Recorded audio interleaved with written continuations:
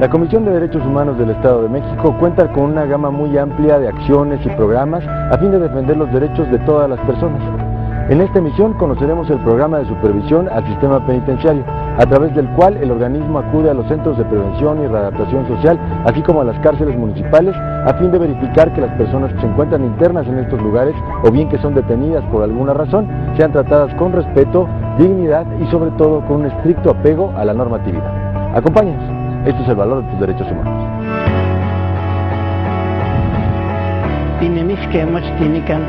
Derecho a la vida. Jugar. Derecho a ser feliz. Libertad de expresión. Democracia. Igualdad. Trabajo. Familia.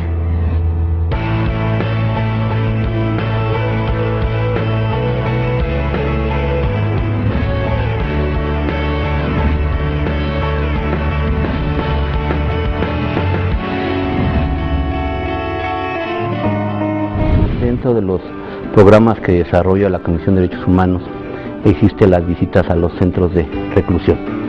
En ello, la misma Dirección de Programas Especiales, a cargo del licenciado Ricardo Vilchis, desarrolla lo que es el programa de supervisión penitenciaria. En lo particular, se visita y se supervisa desde lo que son los centros preventivos de reinserción social, las cárceles municipales y sobre todo los lugares de reclusión de las agentes del Ministerio Público. Es el verificar principalmente que dentro de los centros preventivos y cualquier área de detención se respeten los derechos humanos de las personas que se encuentran ahí compurgando, ya sea una pena privativa de la libertad o una medida de seguridad. Que hemos desarrollado en estos años actividades tanto propias como otras en coordinación con la Comisión Nacional de los Derechos Humanos. En lo que interviene en las vistorías generales, en los que coadyuvamos con el trabajo que desarrolla la Dirección de Programas Especiales, es desde luego el intervenir tanto en centros preventivos como en cárceles municipales, de manera particular y de manera esencial. Se desarrolla lo que se llama la guía penitenciaria, el diagnóstico, que la misma Comisión Nacional ha emitido en los últimos años. En la página de internet se tiene la última versión, si no me equivoco, que era del 2011, que es un trabajo que se desarrolla en conjunto con las comisiones de los estados y que desde luego esa actividad se desarrolla en coordinación con las visitadurías generales. Este tipo de supervisión termina en una calificación, ¿no? Como cotidianamente en una escuela se dan las calificaciones, ¿no? de 6 para abajo reprobatoria y se van dando bajo ese estilo. Este tipo de actividades se ha desarrollado en ese sentido y se tienen en la página de internet los resultados en todo el país y desde luego lo que desarrolló la Comisión Estatal aquí en nuestro estado. Para comprender un poco mejor lo que hace el Organismo Defensor de los Derechos Humanos del Estado de México en torno al sistema penitenciario, conviene preguntarnos cuáles son los derechos que le asisten a las personas en reclusión. Gozan de todos los derechos que todos tenemos, obviamente con la suspensión de los derechos que por su estado, obviamente de reclusión, se suspenden dentro de la sentencia. Sin embargo, principalmente se vigila que se respete su dignidad humana y que tengan un acceso a un tratamiento que les permita reintegrarse a la sociedad. Esos derechos son los principales, ¿no?, que podríamos comentarte. Cuando hablamos de reclusión, cuando hablamos de personas de reclusión, que en cierto modo es aquellos que no pueden deambular, que están privados de su libertad, existen varios momentos, Mauricio, ¿no? Desde que eres detenido, desde el sometimiento, de que haya sido puesto a disposición, y tienes ese tipo de circunstancias, y yo hablaría en 3 momentos. El primero, desde el momento de la detención, de que debe de ser un acto debidamente fundado y motivado, que debe de ser puesto inmediatamente a disposición de una autoridad competente, llámale una autoridad administrativa, llámale una autoridad ministerial, ¿no? O bien si fue en cumplimiento de una orden de aprehensión, ¿no? Que se te respete desde luego tu integridad, que no puedas ser sujeto de malos tratos, tortura o en algún tipo de incidencia que atente contra tu persona o hasta con tu vida, ¿sí? posterior a ello, ya cuando ya estás puesto a disposición de esa autoridad, que se te respete esa garantía de legalidad que establece, que es el otro momento que yo lo contemplo así, que ya de alguna manera debes estar asistido de una persona de tu confianza, de tu abogado. Si eres indígena debes tener un intérprete, un traductor, ¿no?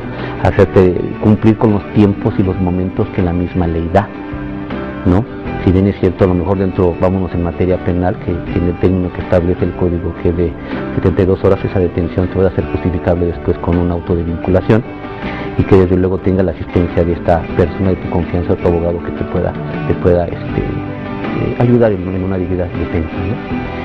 Posterior a ello, cuando ya se da esa declaración jurídica y a lo mejor por el delito por el cual estás tú inmerso es sujeto de algún tipo de prisión preventiva, se te aloja en un centro preventivo de adaptación social, y que ya desde luego ahí ya los derechos, en cierto modo, seguimos contemplando los del debido proceso, porque está sujeto a un proceso penal, es correcto, y que seguirías obviamente bajo la asistencia de este abogado y esta persona que debe de, si no la puedes tú tener, el Estado tiene que proporcionártela. Pero ya cuando hablamos de cuestiones de reclusión, ya cambia un poco más el contexto. Es evidente que dentro de los centros preventivos tiene que haber una división de personas, tanto por género como situación jurídica. Son de los primeros criterios que se establecen en los mecanismos internacionales.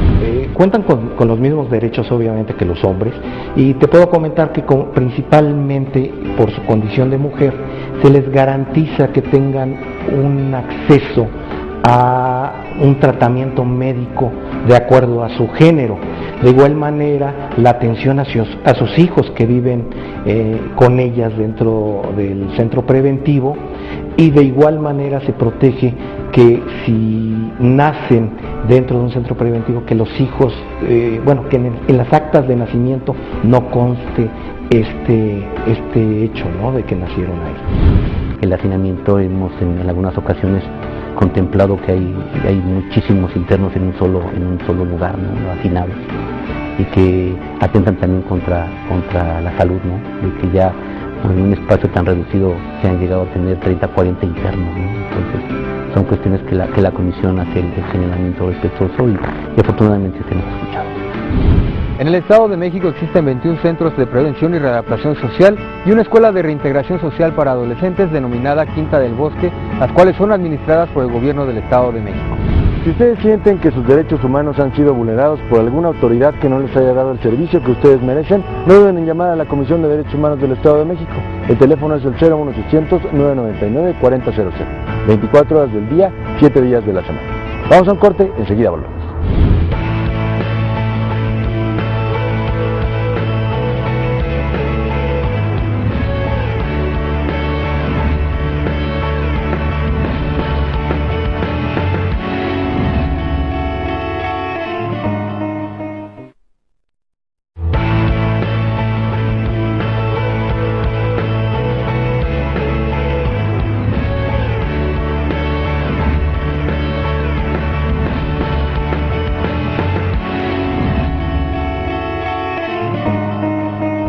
La Defensoría de Habitantes brinda orientación jurídica a los presos y sus familiares con la finalidad de que conozcan sus derechos y evitar que estos sean vulnerados por parte de la autoridad.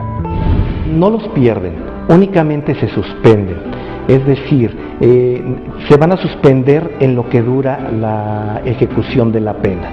Y son de dos formas, o hay dos derechos principales que se suspenden, que son los políticos y los civiles. Los políticos, son obviamente los que se consagran dentro de la Constitución Política de los Estados Unidos Mexicanos en su artículo 35, y también los civiles, son principalmente los de representación de otra persona, como por ejemplo la tutela, la curatela, la representación de ausentes, etcétera, ese tipo de derechos civiles. Y también existe una suspensión formal por sentencia. Te estoy hablando de que esto depende de la sentencia que emita el juez. Por ejemplo, la inhabilitación hacia algún servidor público de ejercer algún cargo. Esos son los derechos principales que se suspenden. Regularmente sí son los derechos políticos, ¿no? Los que votaron han votado, ¿no? Pero a pesar de ello, todavía se gozan, digamos, de los de que puede casar. En algunos casos también la comisión en su momento ha intervenido cuando se ha impedido, digamos, el derecho al que se puedan contraer denuncias dentro de un penal, etcétera. Se ha manejado ese tipo también de circunstancias en la comisión, ¿no? Pero sobre todo los políticos, ¿no? Creo que se ven.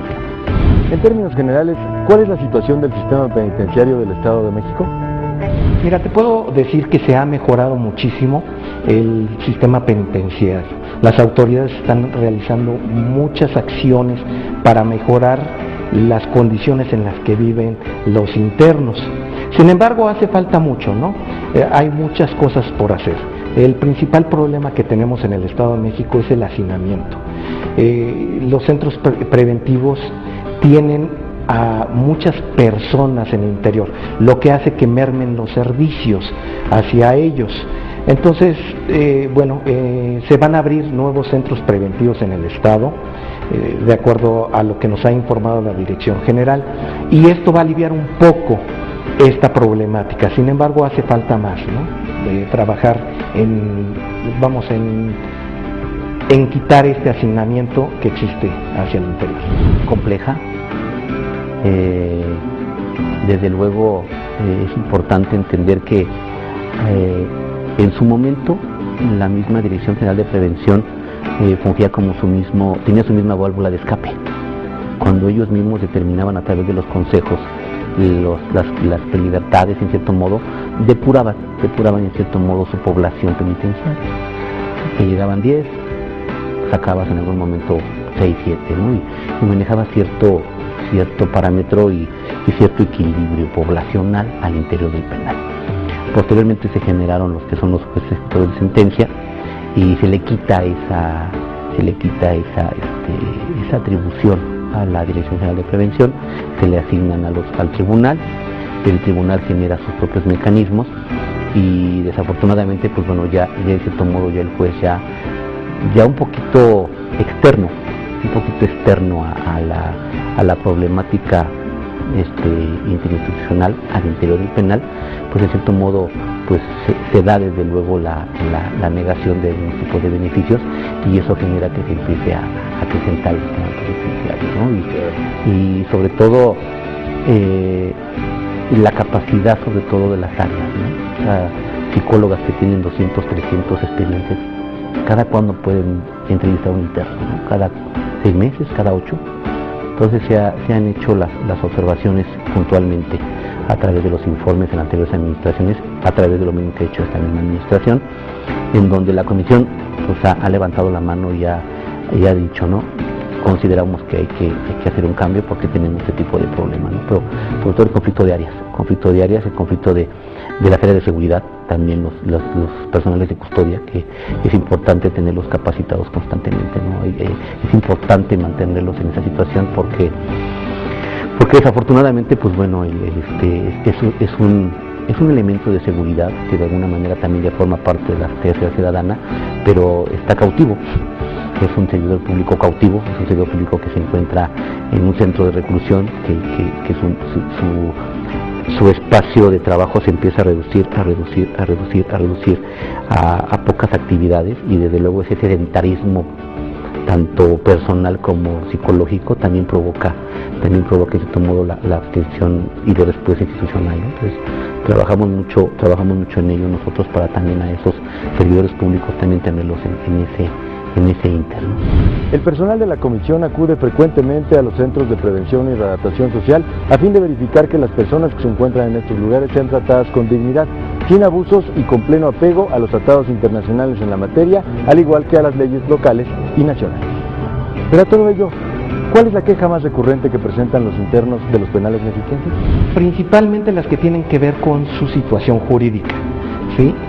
Los internos que ya están sentenciados muchas veces desconocen la forma en que pueden obtener un beneficio preliberatorio o desconocen el por qué motivo se les negaron. Entonces, esa es la principal queja que se tiene. En cuanto a los procesados, de igual manera muchas veces desconocen el estado que guarda su procedimiento ante el juez. Entonces nosotros intervenimos solicitándoles obviamente a las autoridades que se les informe, que se les haga llegar un abogado de oficio para que les informe en qué situación se encuentran. Por otra parte, también recibimos quejas ya de situaciones particulares, ¿no?, que son las menos que recibimos.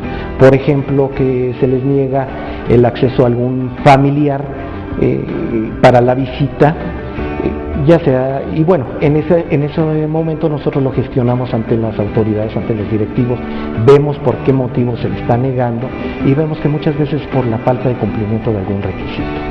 Pero se gestiona ante la autoridad y se ve la manera de resolver inmediatamente el problema. Siempre el interno de lo que adolece es información, siempre lo he dicho. Siempre es esa buena o mala esperanza en el cual desconoce ni cómo va su proceso, ni cómo va su situación jurídica, ni cómo va su proceso adaptatorio, y en esos casos nosotros, pues bueno, tratamos de hacer un mecanismo de comunicación entre la autoridad y el peticionario para poderle darle ese contexto de la situación jurídica en que se encuentra. Llámale desde la que te dije primera, desde que está sujeto en un proceso penal, que a lo mejor se dieron algún tipo de violación sistemática en esta situación, o bien cuando ya se encuentran como ejecutoriados y que desconocen este tipo de beneficios o cómo se encuentra la situación jurídica. Siempre el problema fundamental de un interno es la falta de información. Amigas y amigos, si ustedes quieren conocer la ubicación de las diferentes oficinas regionales de la Comisión de Derechos Humanos, visiten nuestra página www.codem.org.mx. Incluso puedan encontrar dónde está la defensoría de su municipio. Vamos a una pausa, enseguida continuamos platicando de la supervisión al sistema penitenciario.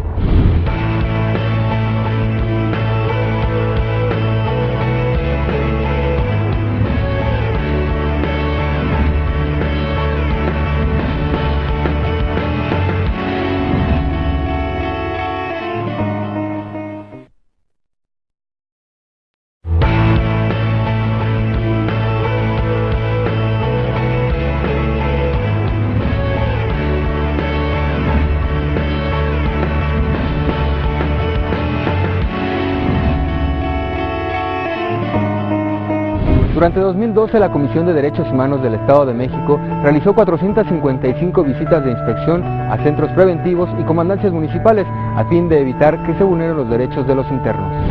Las personas que cometen un ilícito tienen una deuda con la sociedad, que en muchas ocasiones tiene que ser cubierta a través de ser privados de la libertad.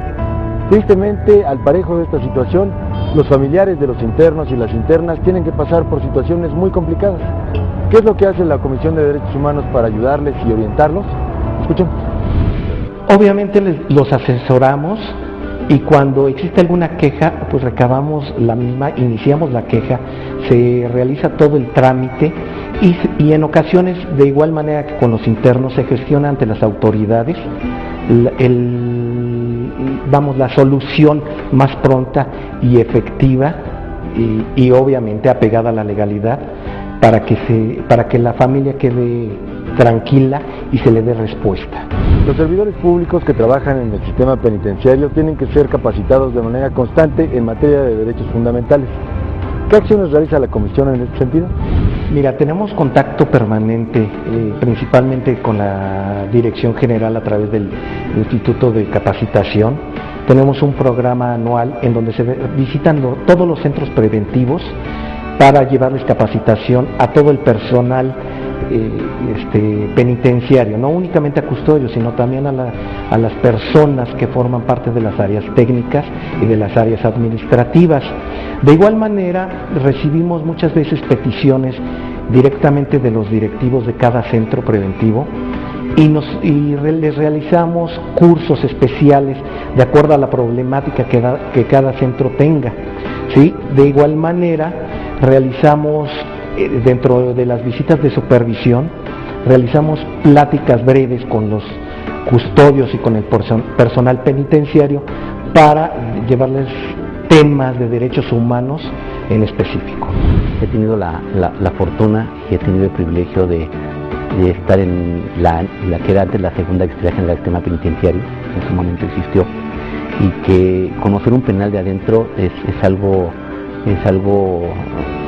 motivante, Motivante porque de alguna manera te das cuenta de que hay muchas carencias dentro de las cárceles, que de alguna manera no siempre se está defendiendo al delincuente como nos dicen. No realizamos esa función desde el principio, se ha dejado muy claro, eso lo realiza la Defensoría de Oficio, pero sí eso es lo que sucede dentro de estos centros preventivos, y donde sucede infinidad de historias, ¿no? Hay códigos de honor. Hay códigos de honor dentro de las cárceles que no se manejan afuera, ¿no? O sea, nadie se puede meter con el pueblo, ¿no? Y el pueblo es tu familia, es tu mujer, es tu esposa. Hay mucha unión entre los internos, en los cuales se apoyan unos con los otros. Yo le llamo solidaridad, lo que no tenemos afuera, ¿no? También, sobre todo, en los menores, ¿no? Los menores, los angelitos que están en las cárceles, ¿no? Que de alguna manera se ha criticado, se ha dicho, es un tema que se ha platicado infinidad de veces, pero de alguna manera ha servido mucho al tratamiento de las mamás, y en su momento, pues, cuando los menores salen, cuestiones de salud, de carencia presupuestal que se tiene, ¿no? En los medicamentos, en el personal médico, y que se derivan de infinidad de cosas, ¿no? Estuvimos en algunas vías penitenciarias que te comentaba al principio de la entrevista que hicimos en conjunto con la Convención Nacional, y quien sepa o quien quiera hablar de un penal, primero que se meta a un penal, para que vea lo que verdaderamente pasa allá adentro, ¿no? Hay penales que tienen carencia de agua potable, no tienen agua, ¿no? Un derecho tan fundamental no lo tienen, ¿no? Entonces, cuestiones muy enriquecedoras hemos podido aportar en su momento a las personas que nos han pedido adentro de la cárcel, porque luego no pueden salir. Hay gente que no tiene visita, hay gente que está recluida desde hace N número de años y tiene N número de años sin poder salir, sin siquiera platicar con nadie, ¿no? Se da el abandono familiar, es un efecto muy triste, porque luego la misma institución anda cambiando internos, y por ejemplo un interno que estaba en Otumba, pues te lo mandan a Sultepec. Entonces evidentemente pierde esa visita, ¿no? Por la cuestión de gasto que genera eso, ¿no? Entonces tratamos a veces de buscar ese acercamiento familiar, que es verdaderamente primordial en la adaptación social. Somos muy respetuosos de lo que establezca la autoridad, no nos podemos meter en aspectos jurisdiccionales, eso queda absolutamente claro desde que se generaron estos organismos, pero sí otros contextos que se manejan en los penales que luego no se ven, ¿no? La falta de registro, la comida, la calidad de comida, los tiempos, el trabajo penitenciario, que a veces es nulo. El interno está en un completo estado de inactividad, que desafortunadamente pues no es beneficioso para nadie, ¿no? Se da mucha actividad. Hay dos tipos de actividades en los penales: las actividades recreativas y las productivas. Dentro de las actividades productivas está la industria penitenciaria, que tiene un cierto contexto y régimen y sobre todo orden institucional, para que en cierto modo hasta lo que se le retribuya al interno pueda ser en parte a la familia, pueda ser también en parte a la víctima del delito que se establece, pero desafortunadamente no se tiene. Se dan muchas recreativas, que es la artesanía, los balones, las sillas, el cinturón de pita, ¿no? Cuestiones que se hacen en muchos penales, pero no están considerados como una actividad productiva. Si bien es cierto, se allega de algún recurso a la familia, el interno, no se considera así. Entonces se tiene que trabajar mucho en eso. Principalmente que se capacite al personal. Recordemos que entre más capacitada la gente, menos violaciones a derechos humanos va a haber. Entonces yo creo que lo que nos hace falta muchas veces dentro del sistema penitenciario es capacitación, sobre todo de los instrumentos internacionales que existen para el tratamiento de los internos. La dignidad humana es algo que se debe preservar de manera constante. No importa cuál sea la situación de una persona, nunca debe ser objeto de un trato inhumano, cruel, degradante o de cualquier abuso. De eso se trata la supervisión al sistema penitenciario, y es una de las actividades que hace la Comisión de Derechos Humanos del Estado de México. Nos vemos la próxima.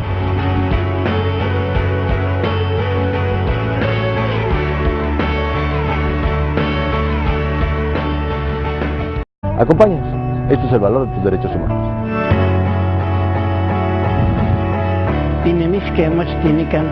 Derecho a la vida. Jugar. Derecho a ser feliz. Libertad de expresión. Democracia. Igualdad.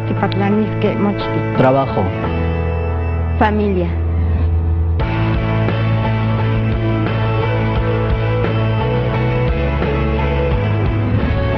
Comisión Nacional de los Derechos Humanos. En lo que interviene en las vistorías generales, en los que coadyuvamos con el trabajo que desarrolla la Dirección de Programas Especiales, es desde luego el intervenir tanto en centros preventivos como en cárceles municipales, de manera particular y de manera esencial. Se desarrolla lo que se llama la guía penitenciaria, el diagnóstico, que la misma Comisión Nacional ha emitido en los últimos años.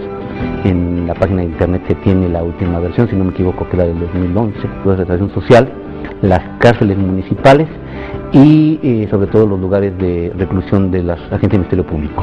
Es el verificar principalmente que dentro de los centros preventivos y cualquier área de detención se respeten los derechos humanos de las personas que se encuentran ahí compurgando, ya sea una pena privativa de la libertad o una medida de seguridad. Que hemos desarrollado en estos años actividades tanto propias como otras en coordinación con la Comisión. La Comisión de Derechos Humanos del Estado de México cuenta con una gama muy amplia de acciones y programas a fin de defender los derechos de todas las personas. En esta emisión conoceremos el programa de supervisión al sistema penitenciario, a través del cual el organismo acude a los centros de prevención y readaptación social, así como a las cárceles municipales, a fin de verificar que las personas que se encuentran internas en estos lugares, o bien que son detenidas por alguna razón, sean tratadas con respeto, dignidad y sobre todo con un estricto apego a la normatividad.